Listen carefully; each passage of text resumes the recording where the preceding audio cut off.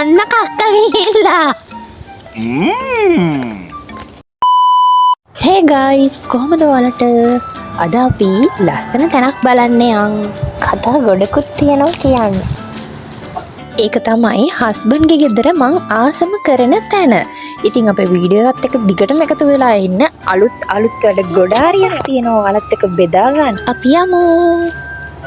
ඔයාලට පේනවනේ යන පාර උන කොළ පාට ලෝකයයි. අන්න ඒකත් එක හේතුවක් මම මෙතනට වැඩිපුරම කැමතියි. බලන්න view එක. හයිවේ එක. හයිවේ එක. ඔයාලට පේනවද හයිවේ එක? ටඩා. ඔන්න සුද්ධිය එනවා. සුද්ධිය වෙන්නේ.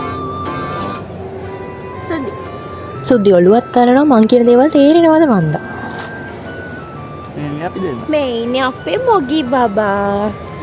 මනික හායි කියන්න. මනික හායි කියන්න. නැන්දිලා මමලට හායි කියන්න.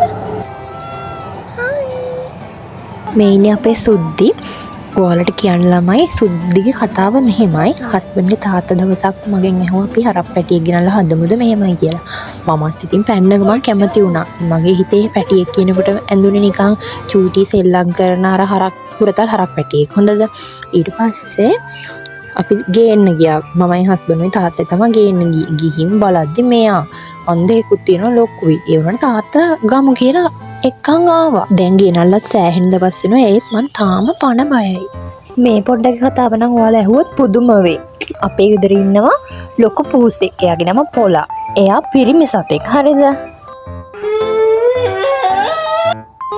බොදිගිනිද ඔයාට? අපේ අම්මා කොහොමඩවත් පූස් පැටියෙක් ගැන කැමති වෙලා හිටියේ නෑ. හරිද? ඊට පස්සේ කොහොම හරි පොලා මේ පැටියව පාන්දර 5ට විතර එක් කරගෙන ආවෙත් ගේ දොරට එළියෙන් තියාගෙන කෑ ගහනවලු. ඊට පස්සේ අම්මා දොර ඇරලා බලනකොට අනේ චූටි පැටියව කටින් එල්ලගෙන ඉන්නවලු. ගේ ඇතුළට එක්කන් ඇවිත් මේ අස්තක හංගලා වැසියෝ දෙන්නෙක් එක තැන ඉන්නවද කරලාදී?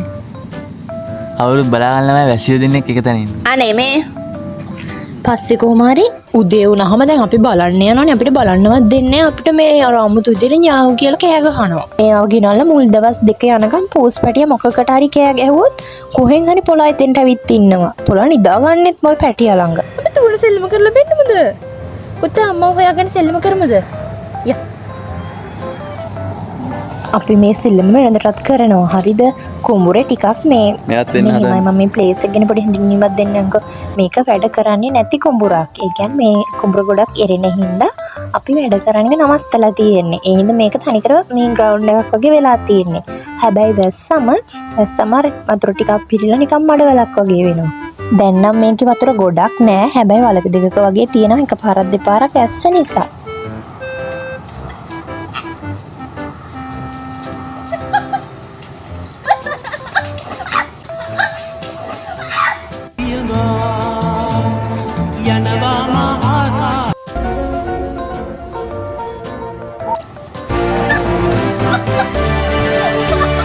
ඕගොල්ලන්ට ඇත්තටම මානසික ප්‍රතිකාර අවශ්‍යයි. ඊට පස්සේ පොඩ්ඩ දිනුවා.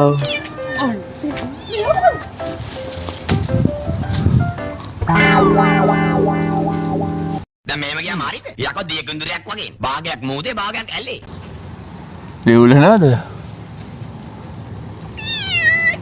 හරි මම එනවා. හරි මෙහෙම.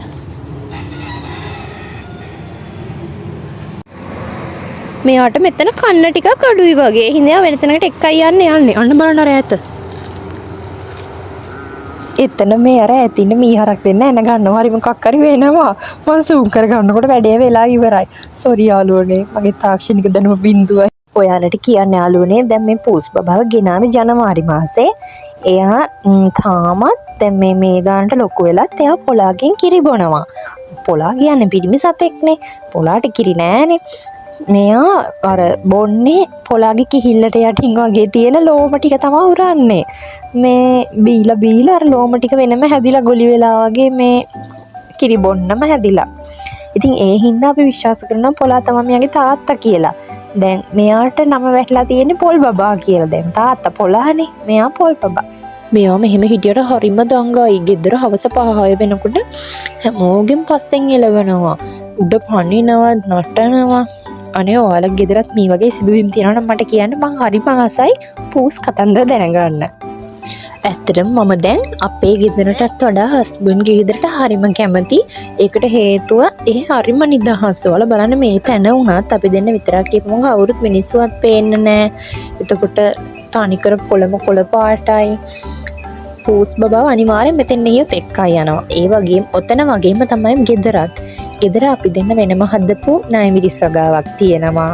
එතකොට බල්ලෝ දෙන්නෙක් ඉන්නවා, කුකුල්ලු 5 දෙනෙක් ඉන්නවා. එයාලව මාරුවට අතාරිනවා, බිත්තර ගන්නවා. මට දැනෙන්නේ නිකන් ගොවි පොලක ෆීලින් එක. අනේ මම හරිම කැමතියි ඒකට. අපේ මේ සනුගේ අම්මයි තාත්තයිත් හරිම හොඳයි. ඇත්තටම මම මේ ගෙදරට පිටින් ආපු කෙනෙක් වුණා කවදාවත් එහෙම දැනෙන්න දෙන්නේ නැහැ. ඒ හින්දා මම තවත් කැමතියි. අපේ ගෙදර ඒ කියන්නේ මගේ අම්මලාගේ ගෙදර මේ තරම්ම නිදහසක් නෑ. ඒ කියන්නේ පාර අයිනම වගේ තියෙන හින්දාද මන්න තාර පාර අයිනේ නෙමෙයි. ඒ වුණත් ඒ පාර නිතරම මිනිස්සු යනවා. අර නිදහස ටිකක් අඩුයි වගේ දැනෙනවා. මෙහෙනම් එහෙම නෑ. මං හරිම කැමැත්තෙන් ඉන්නේ මේ කොළ පාටයි මේ සත්තු ටිකයි. එතකොට මං චූටියට වහන්න පුරුදු වෙලා තියෙනවා මගේ මැහුම් ගිතුන් ටිකයි. ඇත්තටම මට ඕන කරේ මේ වගේ නිදහස් ජීවිතයක්. අපි ඕනවට වඩා මිනිස්සු ආශ්‍රය කරන්නේ නැහැ. ලිමිට් එකේ පාඩුවේ ජීවත් වෙන කට්ටියක්. පොල් බබා නානවා මාත් එක්ක සෙල්ලම් කරන්න ගිහින් යා තෙමිලා. අනාලිය පිටිපස්සෙන් ගියා. හරි හරි මෙන්න. බබා අපි හොයාගෙන ඔන්නවට. ආවෝ කොහෙද යන්නේ? හරිනේ. හරි යට සභාවට එන්න ඕන වෙලා. හරි සභාවෙන් ඉන්න. ඔතනින් ඉන්න. ඔතන ඉඳන් පියදානවා මේ. මෙතනට හවස 3 විතර වෙද්දී අවුව නැති වෙනවනේ. ඕ නෑ. කොච්චර අවුව තියෙන දවසක් වුණා මෙතන හවස 3 විතර වෙනකොට මේ ටිකම හේවණයි. අර ටිකට අවුවයි. අපි ඉන්න තැනට අවුව නෑ. මේ පේනවනේ මෙයාගේ වැඩ. සභාවෙන් අවසරයි මම මෙතෙන්ට පැමිණියේ මගේ අලුත් නේල් පොලිෂ් එක පෙන්නන්න. මේ නේල් පොලිෂ් එක. මේ බලන්න. මම කඩන්න දෙන්න. ලස්සනයිද?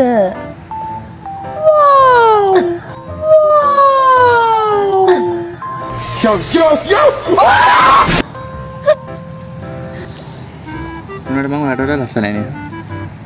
හරි ඉන්නේ සංකටේ. අපි අද අඹ අච්චාරුවක් හදමුද? මෙතන තියෙනවා අඹ ගහක්.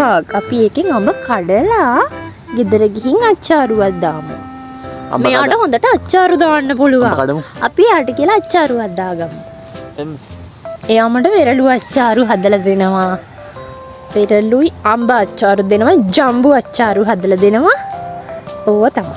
එයාටම කියලා කඩාගෙන යන්න කියලා හදාගමු. මං වාට එයා අඹ කඩන එක පෙන්නන්න. සරි වැරදුනා. මං ඔයාලට එයා අඹ කඩන එක පෙන්නන්න.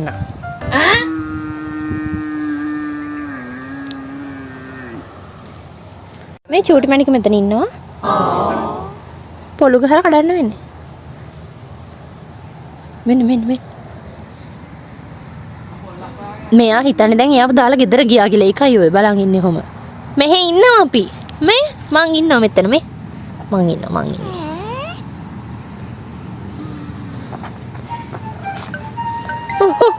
ඔයාලට කියන්න මම ඉස්සර පූසොන්ට කැමතිම නෑ. මං කියන්නේ මං හස්බන්ඩ් එක යාළු වෙන්න කලින් පූසොන්ට චුට්ටක්වත් කැමති නෑ. බල්ලන්ට විතරයි හරිම ආදරේ. ඊට පස්සේ මෙහෙට ආවට පස්සේ මේ ඔයාලගේ මේ කෝලම් වැඩ දැකලා මං හරි ආදරේ යන්නේ දැන්. ඔච්චර වැඩ දාලා ඕක වැදුන් නැත්තම් තමයි මේ නෝන්ඩි. මෙයා ඔයාට ගාගාවට එන්න බලන් ඉන්නේ. මොකද? බලන්නකෝ. බිමින් තියන්නනේ. ආ කැමති නෑ එහෙම කරනවට. මගේ සම්මණික බිමට බහින්න. මගේ සම්මණික.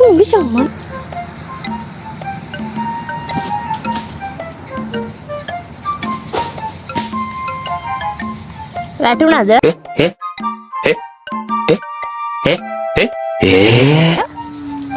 අන්න කක්ක ගිහිල්ලා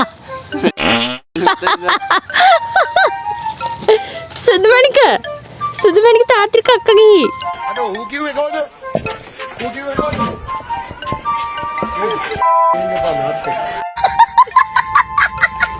මේ එන්නේ අපේ බුලට් රාජරත්න. බුලට් මෙහෙ එන්න. උඹගේ ජීවෙන් ඕ නේ චණ්ඩියා බලන්න. ඔහින් අප පේන්නේ බුල අයින් එන්න. අප පේන්නේ නෑ. සීස් අයින් වෙන්න.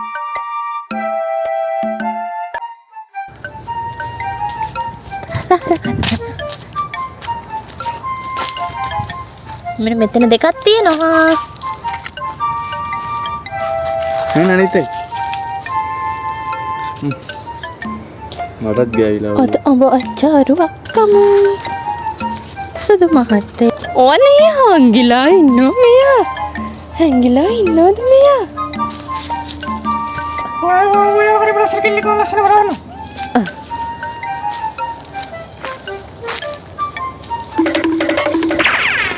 පේනවා බලු කුක්ක අපේ. එන්න බබා.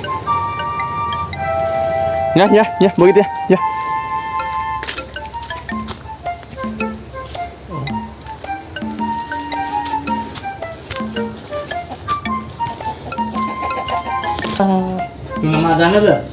එපා එකකින් හදන්න මට ඊයේත් ගෑස් ටිස්සගේ තිබුණා. ඇහිලා තියෙන සුපිරිට ඔන්න බලන්නද? හොදලා මරන්නේ.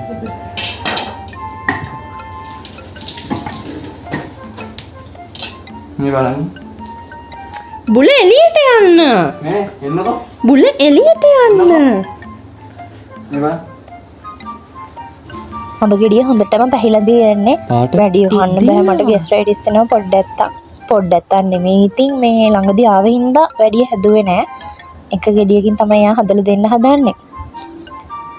පොඩි කටස් වලට කපනවා මෙන්න මේ ආකාරයට ඔයාලත් කපා ගන්න. නැත්නම් මේ රස ගන්න වෙන්නේ නැහැ. මේ ආකාරයට විතරක් කපලා මදි. මෙන්න මේ වේගයට කපන්නත් ඕන යාළුවනේ. හොඳේ.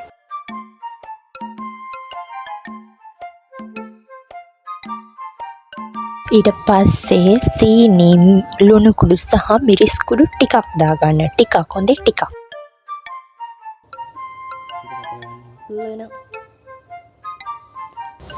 ගොඩක් දාන්න එපා. අනේ මැස්සෙක් මොඩේ කරගෙන මෙතන. ඊට පස්සේ අන්තිමටම මික්ස් ටඩා. බලන්න රස පාට විතර නෙමෙයි ඇත්තටම රසයි. අසදින්.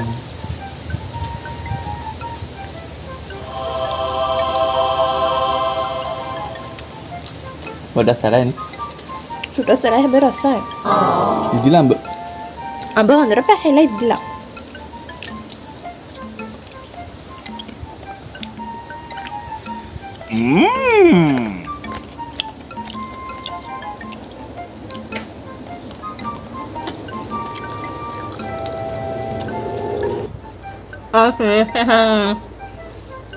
අලුත් වීඩියෝ එකකින් හම්බෙමු.